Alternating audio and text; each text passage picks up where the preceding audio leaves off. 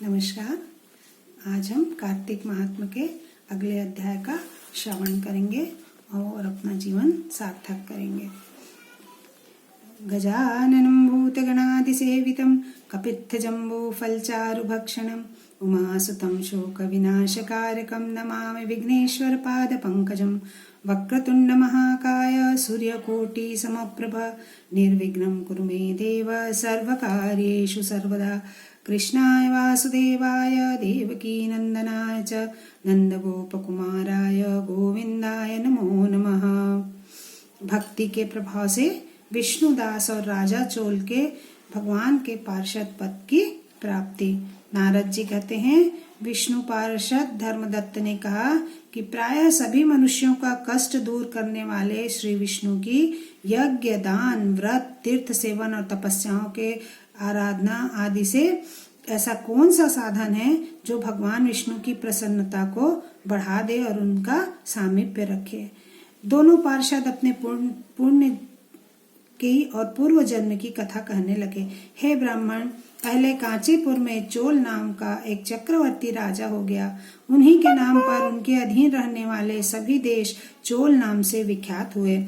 राजा चोल जब इस भूमंडल का शासन करते थे तब उस समय उनके राज्य में कोई भी मनुष्य दरिद्र, दुखी, पापी और रोगी नहीं था। एक समय की बात है, राजा चोल अनंत शयन नामक तीर्थ में गए, जहाँ जगदीश्वर भगवान विष्णु ने योग निद्रा का आश्रय लेकर शयन किया था। वहाँ भगवान विष्णु के दिव्य विग्रह की राजा ने विधि पूर्वक पूजा की थी। दिव्य मणि, मुक्ता फल, सुवर्ण के बने हुए सुंदर पुष्पों से पूजन करके राजा ने साष्टांग प्रणाम किया। प्रणाम करके वे ज्यों ही बैठे, उनकी दृष्टि भगवान के पास आते हुए एक ब्राह्मण पर पड़ी, जो वहीं कांचीपुर का निवासी था। उसका नाम विष्णुदास था। उन्होंने भगवान की पूजा के लिए अपने हाथों में सिर्फ तुलसी दल और जल ले रखा था। निकट आने पर उन ब्रह्मर्षि ने विष्णु सुक्त का पाठ करते हुए देवाधिदेव भगवान को जल से स्नान कराया, अपने पास रखे तुलसी की मंजरी और पत्तों से उनकी पूजा की। राजा चोल ने जो पहले से रत्नों से भगवान की पूजा की थी, वह सब तुलसी दल से ढक गया। यह देखकर राजा कुपित हो गए और उन्होंने कहा कि हे ब्राह्मण, मैंने मणियों तथा सुवर्ण से भगवान की जो पूजा की थी वह कितनी सुंदर दिख रही थी। तुमने तुलसी दल चढ़ाकर उसे ढक दिया। तुमने ऐसा क्यों किया? तुम तो दरिद्र और गंवार हो। तुम भगवान की भक्ति बिल्कुल नहीं जानते हो। राजा की यह बात सुनकर विष्णुदास ने कहा, हे राजन, केवल राजलक्ष्मी के कारण आप घमंड कर रहे हैं। आज से पहले कितने वैष्णव व्रतों का पालन किया आपने। तब चोल ने हंसकर कहा, तुम तो निर्धन और दरिद्र हो। तुम्हारी भगवान में कहाँ विष्णु? कितनी भक्ति तुम विष्णु भगवान में कर सकते हो। तुमने तो विष्णु जी को संतुष्ट करने वाला कोई भी यज्ञ, दान, हवन, पूजन यदि नहीं किया, ना ही कभी देव मंदिर बनाया।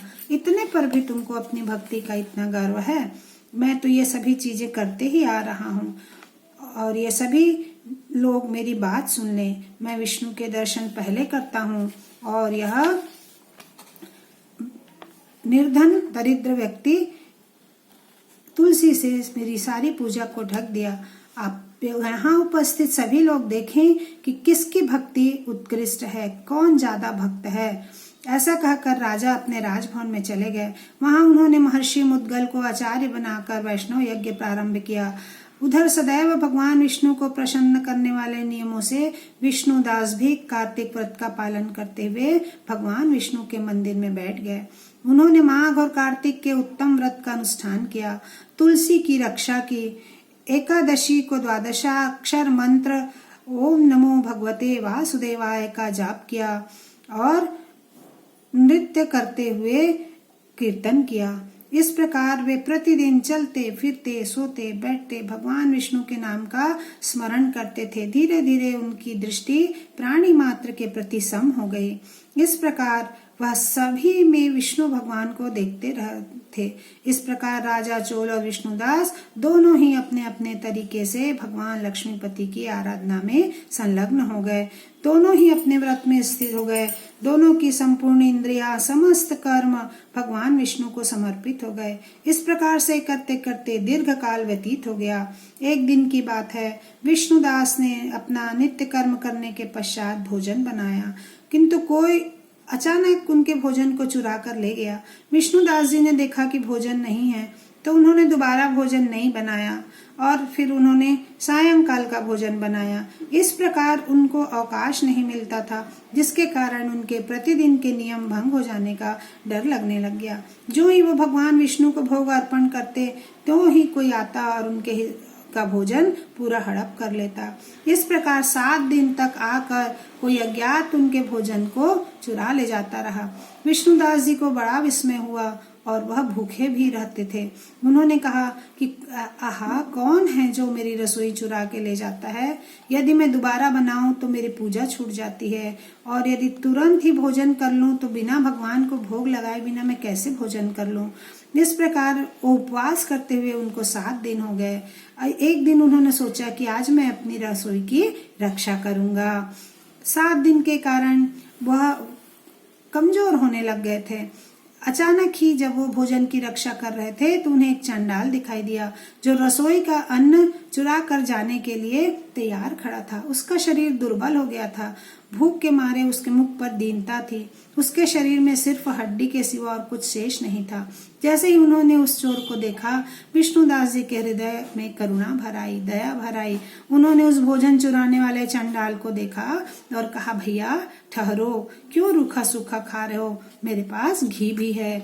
और उन्होंने भोजन में घी दिया। विप्रवर विष्णुदास को आते हुए देखकर वह चंडाल भय के मारे वेग से भागा और कमजोरी के कारण थोड़ी ही दूर पर मूर्छित होकर गिर पड़ा। चंडाल को भयभीत और मूर्छित देखकर विष्णुदास जी बड़े वेग से उसके पास आए। दया और करुणा के कारण अपने वस्त्र के छोर से उसको हवा करने लग गए।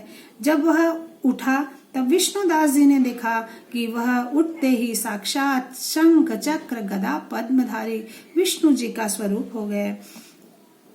अपने प्रभु को प्रत्यक्ष देखकर विष्णुदास जी सात्विक भाव के वशीभूत हो गए। वे स्तुति और नमस्कार भी नहीं कर सके।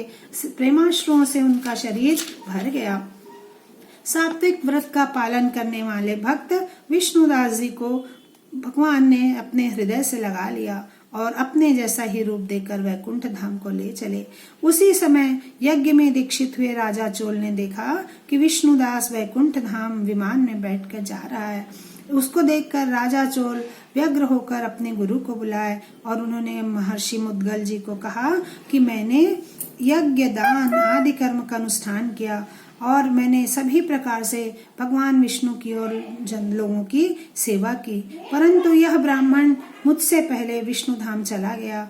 तो ऐसा क्यों हुआ? इस वैष्णव याग में भली भांति दीक्षित होकर मैंने यज्ञ किया, हवन किया, दान किया, सभी ब्राह्मणों का मनोरथ पूरा किया, परंतु भगवान विष्णु मुझ पर प्रसन्न नहीं हुए। ऐसा क्या हुआ? भगवान इन सब चीजों से क्यों प्रसन्न नहीं हुए? दोनों पार्षद कहते हैं, इस प्रकार राजा ने अपने भांजे को राज सिंहासन पर अभिषिक्त कर दिया और स्वयं दीक्षा ले लिया। इस प्रकार भगवान विष्णु को संबोधित करते हुए 3 बार उच्च स्वर से बोले, भगवान विष्णु, आप मुझे मन, वाणी, शरीर और क्रिया द्वारा होने वाली अपनी अविचल भक्ति प्रदान कीजिए। और देखते ही देखते वह अग्निकुंड में कूद गए। उसी क्षण भगवान भक्त वत्सल विष्णु अग्निकुंड में प्रकट हो गए और उन्होंने राजा चोल को हृदय से लगा लिया और अपने साथ बैकुंठ चले गए। नारद जी कहते हैं, जो विष्णुदास थे वे पुण्यशील थे, उनकी भक्ति सर्वोपरि थी, उनकी सेवा सर्वोपरि थी, इसलिए वह सर्वप्रथम अपने दया, करुणा और भक्ति के कारण भगवत धाम को पहले प्राप्त हुए। इस प्रकार पुण्यशील नाम से प्रसिद्ध भगवान के पार्षद हुए और जो राजा चोल थे उनका नाम सुशील हुआ। भगवान विष्णु ने विष्णुदास और राजा चोल को अपना द्वारपाल के रूप में पुण्यशील और सुशील के नाम से बना लिया। इस प्रकार भगवान लक्ष्मीपति ने इन दोनों को अपने वैकुंठ धाम में अपना द्वारपाल बनाकर उनको मोक्ष प्रदान किया। श्रीमन्नारायण नारायण नारायण। इस प्रकार हमारी यह कार्तिक मास की परम पुण्य व्रत कथा संपूर्ण हुई। यदि आप लोग को इस संबंध में कुछ प्रश्न हो तो आप कमेंट सेक्शन में जाकर पूछ सकते हैं, और यदि आपको अच्छा लगा तो सब्सक्राइब और पसंद भी कर सकते हैं। श्रीमन्नारायण नारायण नारायण।